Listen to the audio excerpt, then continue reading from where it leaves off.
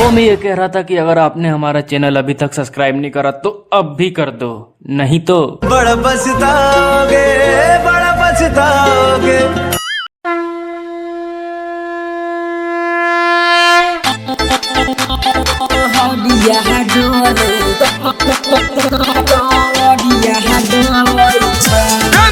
शंकर भगवान की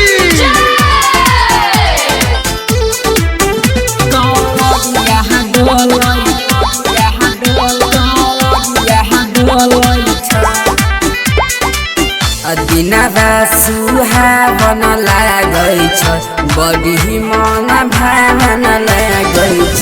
बोलबम के नारा गुंजै जब अरे शब्द भावन लागै छ। देव घर नगरिया डोले रे, गंगा जी के जई से लहरिया डोले, सही कंवरिया डोलै छै। जैसे सहमना में बदलिया डोलै, सही कंवरिया डोलै छै।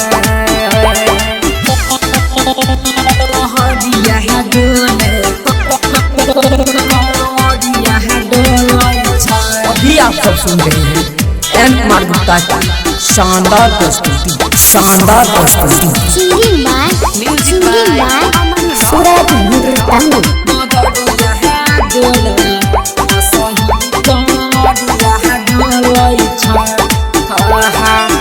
दसो दिशा में भाई रे, गेरुआ रंग झलके रामा, कहावर में तांबल जलावा, लटकी से छलके रामा, लटकी से छलके।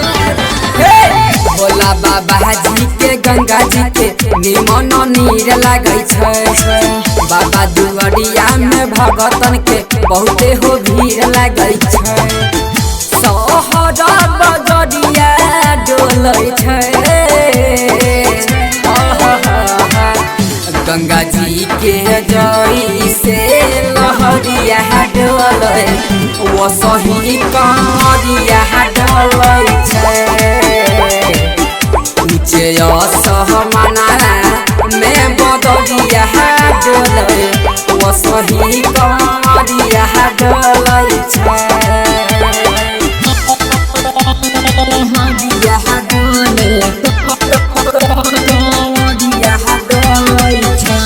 धूम रिकॉर्डिंग स्टूडियो, राजा सोनवर्षा, थाना चौक, थाना चौक, थाना चौक। सिंगिंग बाय सूरज मुर्तंग।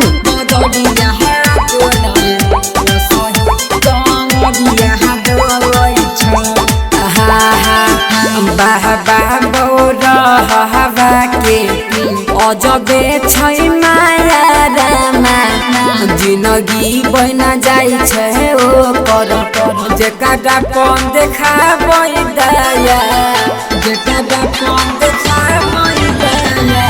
बाबा चरनिया में झूम जाय छै धरती गगनमा, गावे सुधर भजन लिखे विजय चौहाना। और राम मनीषा डोलै छै, गंगा जी के जई से लहरिया डोलै, वो सही कंवरिया डोलै छै। नीचे असहमना में बदलिया डोलै, सहरसा के कंवरिया डोलै हे।